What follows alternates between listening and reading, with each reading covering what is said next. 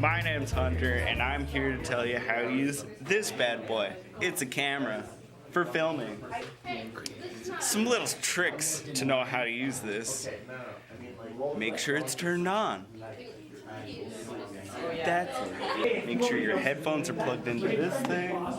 Make sure you're focused on the footage. Some good footage. If you want to move the camera around, you gotta make sure that these are unlocked.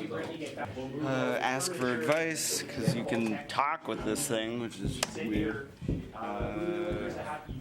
Make sure you listen to what they're talking in there. Yeah. Here's how you zoom in or focus. This little knob is for zooming in and doing film-related things. Get a variety of shots. Ask for help, and you'll do great. Bye. Don't touch any of these. It's going to screw you over. These are for the hosts. Usually there's only two, but sometimes like this Shaw, there'll be four, so you'll be using all the way up to four. I don't know if there's going to be any more than that, but buttons over here, mute and unmute them. When it's red, they're muted. Yeah. You also always want to keep the audio levels over here at 0. Normally when you're actually recording stuff, it'll be jumping up and down, but try to keep it an average at about 0. This is your max volume, or your overall volume. It should still mostly be at the top. There might be certain circumstances where it won't be. Whenever like if somebody's talking, generally it should be equal, but some people will be louder than others. Let's just say the dude on mic 1 is a really loud person, like screams all the time. Maybe turn his down, and if mic 3 is like really quiet, turn theirs up. So you want to adjust it as you go, just to make sure that everybody's audio levels are like equal and not really all over the place. And if somebody's got a really jumpy voice, like goes from like really low to like really high, then you gotta like, or really quiet to really loud, you gotta like just kind of do this the entire show. Not usually, but I mean, hopefully you don't have anybody like that in your group. That would be real pain to just do this the entire time.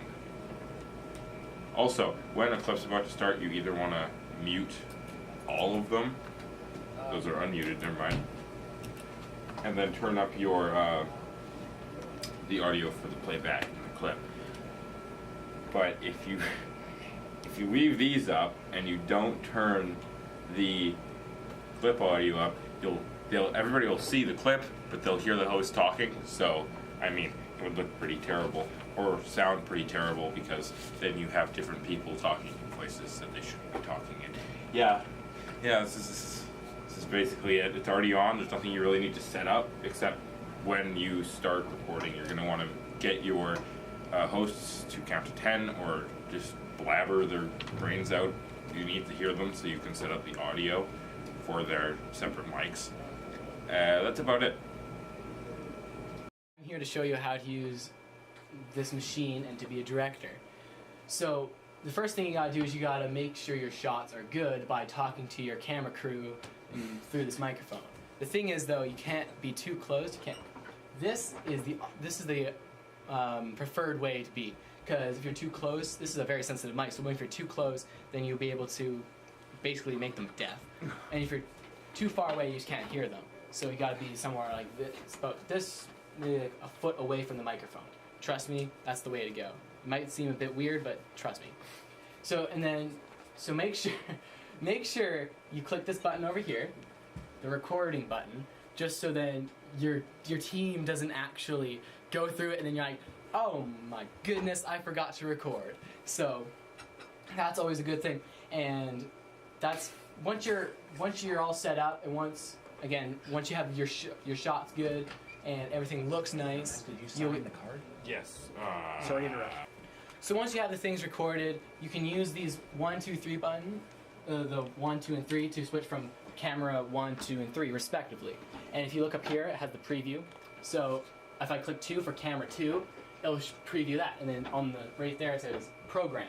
and that's basically what it's showing now. But when you click the space bar, it shows can't program. That's what the audience is going to see.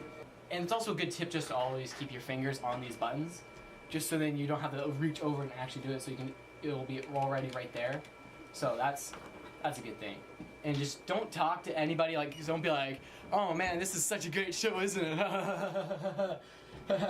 You just always just don't. If someone's trying to talk to you, just zone them out and just focus on this. If you are talking, you won't. And if you're supposed to switch, you won't be able to know when you're switching. So, yeah. So just know when you're supposed to switch. And good tips to be amazing at being a director is to actually listen to your team. Maybe in some cases you are the boss, but in most cases you actually aren't. Like, you aren't the one running the show, the hosts are. So if the hosts are like, "Oh, you're going to switch from camera 3 to 1, don't be like, "Nah, camera 2's better," and switch to camera 2. Just listen and do what they say, and don't be selfish. That's guess. But you do have some say in what the show is going to look like. See, if the shots are absolute garbage, then you can be like, "Hey, camera 1, can you zoom out or focus or just change shots altogether?" So you can do that. But all in all, that's basically all you can do. And when you're done, just click stop, and you're good to go. And you've been a successful director. And that's that. That one went on for really long.